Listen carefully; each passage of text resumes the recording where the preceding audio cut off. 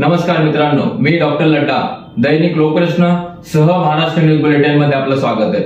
आपण पाहतोय मित्रांनो, मागील जवळजवळ 10-11 म्हणजे 1 वर्ष होत आलंय मल्टी स्टेटचे घोटाळे आणि त्याच्याबद्दलची पोलिसांची भूमिका। तर मित्रांनो, मल्टी स्टेटचे घोटाळे होऊन इतके महिने झालेले असताना कुठलाही आरोपी खंबीररित्या पकडून आणण्याचं काम पोलिसांनी केलं नव्हतं। उलट पोलिसांनी आरोपीला अभय देण्याचं काम केलं। थांबा, होईल, तुम्ही थांबा, हे करू ते करू, त्याच्यानंतर शिष्टमंडळाची भेट, त्याच्यानंतर त्या मल्टी स्टेट वाल्यांचं। मी फक्त सुरेश कुटे बद्दलच बोलतोय असं नाही, हे ठीक आहे, सुरेश कुटे असंख्य वेळेस फेसबुकवर आले, मोठ्या गोष्टी त्यांनी सांगितल्या, पण विषय फक्त सुरेश कुटेचाच नाही, तो विषय पाहिजेच। पण त्याच्याबरोबर सेम परभणे ते राजस्थानी वाले बियाणी हे पण कुटेंचीच कॉपी करून व्हिडिओ रूपात फेसबुकवर लोकांच्या समोर आले। घाबरू नका, चिंता नका करू, सगळं व्यवस्थित होईल। अरे वा, कुठं व्यवस्थित झालं, त्याच्यानंतर काय झालं नेमकं माहित नाही, अशा काय नेमक्या हालचाली झाल्या हे पण माहित नाही। असं अचानक का जाग आली आणि डायरेक्ट जाऊन कुटेला पुण्याहून उचलून काय आणलं गेलं। पण जसं तुम्ही कुटेला पुण्याहून उचलून आणलं, जसं अर्चना कुटेंना आणलं, जसं आशिष पाटोदकर आणलं, त्याच पद्धतीने परभणीला का नाही आणत, त्याच पद्धतीने राजस्थानच्या बियाणीला का नाही शोधत, नेमके कुठे आहेत तुम्हाला माहित नाहीये का? जर इतका मोठे वकील हे ते सगळं एवढी सगळी तयारी बरोबर ठेवून चालणारे कुटे, सुरेश कुटे, अर्चना कुटे यांना जर तुम्ही पुण्यावरून काय सीतापेणी घेऊन येऊ शकता, मग हे जर होतंय तर मग परभणे आणि बियाणी यांना का नाही आणत? कुठे गेले ते माझे जवळ बबन शिंदे यांना का नाही आणत? म्हणजे तुमची यंत्रणा एवढी कमकुवत आहे का तुम्हाला माहितच नाही होते कुठं लपले?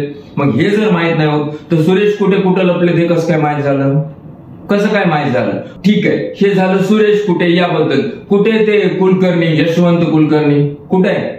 का नाही आणला यशवंत कुलकर्णी उचलून? यशवंत कुलकर्णीला पण असंच 8-9 महिने लावायचे का? मग यशवंत कुलकर्णीकडे फार मोठं जर गपला असेल मित्रांनो, यशवंत कुलकर्णीला कोणी अधिकार दिला? जर तो यशवंत कुलकर्णी तहसीलदारला पत्र लिहून देतो की नाही आमचा आरटीजीएसचं या सगळ्या गोष्टीला प्रॉब्लेम येत होता म्हणून आम्हाला वेळ लागतो ठेवे परत द्यायला, कलेक्टरला पत्र लिहितो, सगळ्याला पत्र लिहितो, यशवंत कुलकर्णीच्या सह्या आहेत, चेकवर यशवंत कुलकर्णीच्या सह्या आहेत, म्हणजे तुमचे पैसे मिळणारे चिंता नका करू म्हणून चेक एफडी घेतल्या, एफडीच्या मोबदल्यामध्ये चेक दिले, त्या चेकचे 90 दिवस होऊन गेले, त्याच्यानंतर ते चेक बाउन्स होत आहे याचं कारण पण बँकेकडून जाणून घेणं ग्राहकांचं कर्तव्य आहे। ज्यांनी ते चेक बँकेत टाकले त्यांच्या संबंधित बँकेत त्या ठिकाणून जाणून घेणं त्यांचं कर्तव्य आहे। कारण विषय असा येतोय की मल्टी स्टेटला हे अधिकार आहेत का? हा विषय पण एकदा कन्फर्म करणं जरुरी। हे सगळं असताना ते यशवंत कुलकर्णीच्या सहीचे चेक ते चेक आपण घेऊन जातोय आणि चेक बाउन्स होतोय। बाउन्स व्हायच्या मागचं जर कारण बँकेत अकाउंटमध्ये पैसे नाही त्या ज्ञानराजाच्या मल्टी स्टेट मध्ये, हे जर कारण असेल तर मान्य आहे, पण आणखीन तर दुसरं काही कारण नाही ना, खोटी सही हे तर कारण नाही ना। त्या यशवंत कुलकर्णीला कोणी सही करायचा अधिकार दिला? कुठल्याही कोऑपरेटिव्ह बँकेत जा, कुठल्याही अर्बन बँकेत जा, त्या बँकेमध्ये बँकेचं शिष्टमंडळ वेगळं असतं, ते शिष्टमंडळ त्याच्या जागेवर असतं, पण प्रत्येक कागदावर सही करण्याचा अधिकार व्यवस्थापकाला असतो ना। मग जर इथं व्यवस्थापकाला जर अधिकार आहे तर मग कुठल्या शाखेच्या व्यवस्थापकाची सही आहे? कुठं सही आहे? मग योग्य तो यशवंत कुलकर्णी कसा काय सही करू शकतो? आणि त्याच्यात सही केलेले चेक साहजिकच बाउन्स होणं। मग या गोष्टी, दुसरी गोष्ट यशवंत कुलकर्णीची प्रॉपर्टी, यशवंत कुलकर्णीने काय घबाड केले, जर यशवंत कुलकर्णीला चेकवर सही करण्याचा अधिकार आहे, जर यशवंत कुलकर्णीला वेगवेगळ्या तहसील ऑफिस, कलेक्टर ऑफिसला पत्र देण्याचा अधिकार आहे की नाही आम्ही पैसे देतोय, आमची तयारी, मागच्या गोष्टी माझ्या स्क्रीनवर दिसत आहेत त्या सगळ्या गोष्टी, हे जर यशवंत कुलकर्णीला अधिकार आहे तर मग यशवंत कुलकर्णीकडे किती मोठी माया असेल? मग ही जर माया तुम्हाला जर समजा पोलीस यंत्रणेला प्रामाणिकपणे वाटतंय की नाही आपल्याला ठेवीदारांचे पैसे द्यायचे, जर एवढं प्रामाणिकपणे वाटतंय तर उचला नाही यशवंत कुलकर्णी, का नाही उचलत तुम्ही? पण दुसरी गोष्ट आहे, मागच्या 1-1.25 महिन्याच्या तपासामध्ये नेमक्या सुरेश कुटे, अर्चना कुटे यांच्या किती प्रॉपर्टी तुम्ही शोधून काढल्या? आता तुम्ही म्हणता अर्चना कुटेचा तसं काही संबंधच नाही। जर असा नियम आहे, मला एक सगळ्यात पहिल्यांदा ग्राहकाच्या मनातला एक प्रश्न आहे, ज्ञानराजाचे पैसे वापरले कुठं? जर ज्ञानराजाचे पैसे वापरलेले ठिकाण पोलिसांनी आतापर्यंत तपासलं असेल तर तपासाची दिशा सोपी होईल। बर, ज्ञानराजाचे पैसे जर कुठे ग्रुपमध्ये वापरले तर त्याचा तपास होणं जरुरी आहे. मग कुठे ग्रुपचे सर्व कोण आहे? अर्चना कुठे. मग अर्चना कुठे दोषी नाही का? एक. दुसरी गोष्ट आपण पाहतोय, चिंता करू नका, सगळ्यांच्या ठेवी परत येतील. कुठे साहेब असं म्हणले, कुठे साहेब हे म्हणले, सर कामातच आहेत, सर सह्या करत आहेत, असे असंख्य ऑडिओ आणि व्हिडिओ अर्चना कुठेचे आहेत. मग अर्चना कुठे दोषी नाही आहेत का? मग अर्चना कुठेचा आणि या ज्ञानराजाचा काही संबंधच नाही, तर अर्चना कुठे बोलायचं कशाला कुठे साहेबांच्या फेवर मध्ये? ही जर गोष्ट माझी जाऊसाठी होते आणि योगेश करांडे नावाचे एक गृहस्थ, त्यांना पोलीस 4 महिने काय आरोपीच्या हिशोबाने ट्रीट करतय, हे जर तिथं होतंय तर मग इथं का नको?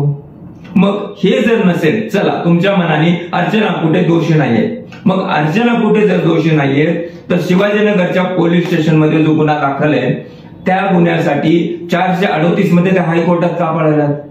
हायकोर्टात दाद का मागितली? नेमकं काय झालंय? ही एक गोष्ट झाली. तुम्ही 2-4 मॅनेजर, शाखा व्यवस्थापक कोणतरी उचलून आले, त्यांना 2-2, 4-4 दिवस इंट्रोगेशन केलं, नेमकं त्याच्यातून काय मिळालंय? लाख करोडोचं काही व्यवहार तर मिळाला नाही ना? म्हणजे ट्रान्झॅक्शन बँकेचे तर काही मिळाले नाहीत ना?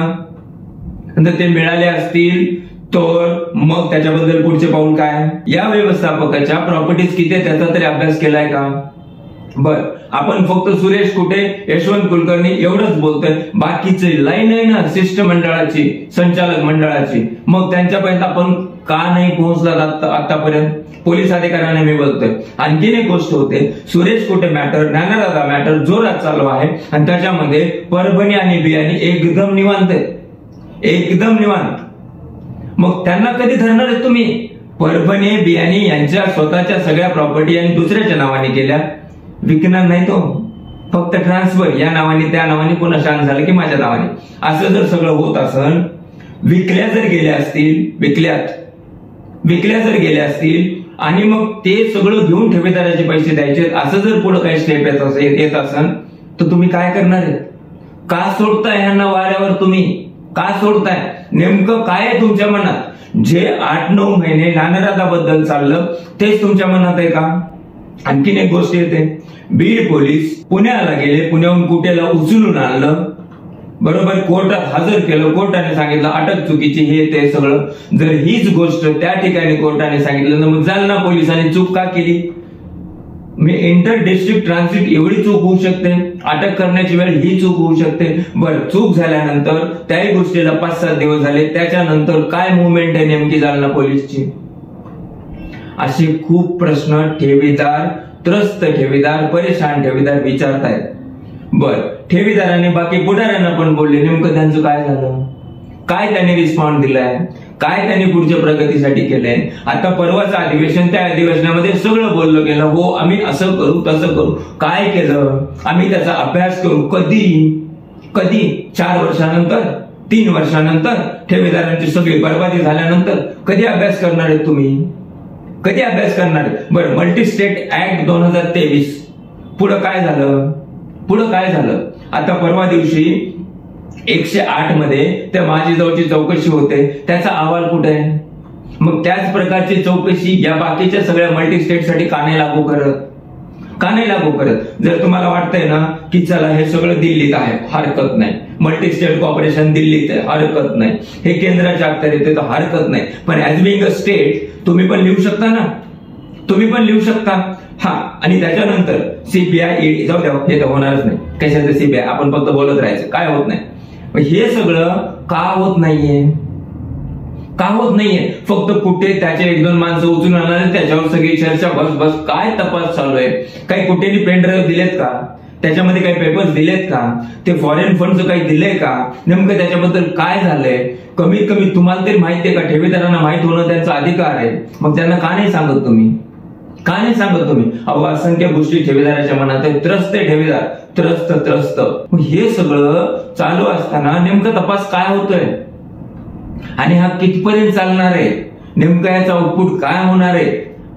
हे सगळं चालू आहे. माझ्या परत एकदा आम्ही नेहमीच बोलतोय, आम्ही मीडियावाले जे की ठेवीदाराच्या बाजूने मेहनत करतोय, आम्ही मीडियावाले नेहमीच बोलतोय, हे सगळं पोलीस तपास वगैरे या ज्यांच्या गोष्टी यांच्या जागी चालू राहू द्या, पण तुम्ही जास्तीत जास्त गुन्हे दाखल करा. मला त्या धारूरचं प्रकरण आवडतंय. सोनटक्के म्हणून एक ग्रस्त आहेत, त्यांनी धारूरमध्ये सलग 100च्या पुढे गुन्हे दाखल करून घेतले. जोपर्यंत गुन्हे दाखल होणार नाही, जोपर्यंत फ्रॉडचा आकडा वाढणार नाही, कारण तुम्ही जेवढे गुन्हे दाखल केले तेवढाच आकडा मांडला जातो ना, ते फ्रॉडचा आकडा वाढणार नाही. तोपर्यंत मात्र या सगळ्या गोष्टी अशाच चालत राहतील आणि ठेवीदार त्रस्तच होत राहील. एकेरी जगून एकत्र येऊन काहीतरी चांगली कॉन्क्रीट हालचाल, जे की राजकीय लेवलवर राहू द्या किंवा मग संस्थेच्या लेवलवर राहू द्या, जसं राष्ट्रपती भवन वगैरे, या सगळ्या हालचाली एकत्र करणं जरुरी आहे आणि प्रत्येकाने सक्रिय होणं जरुरी आहे. हे जर सगळं झालं तर मात्र ठेवीदारांचे पैसे मिळण्याचा मार्ग सोपा होईल.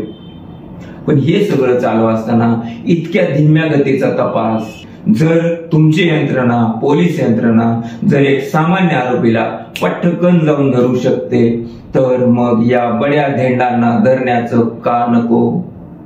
यशवंत कुलकर्णी का नाही धरला गेला? साईनाथ परभणी का नाही तपास केला गेला? जर संभाजीनगर मधून काही हालचाली त्यांच्या होत असतील तर मग हे पोलिसांना लक्षात येत नाहीये का? कुठे ते बियाणे? या सगळ्या गोष्टी, कारण तिथं ठेवी ठेवलेले जे ठेवीदार आहेत ना, ते त्रस्त, परेशान, अतिसामान्य ठेवीदार आहेत आणि या त्रस्त, परेशान, अतिसामान्य ठेवीदारांच्या ठेवी परत देण्यासाठीचा प्रामाणिक प्रयत्न करणं हे पोलिसांचं आद्य कर्तव्य आहे.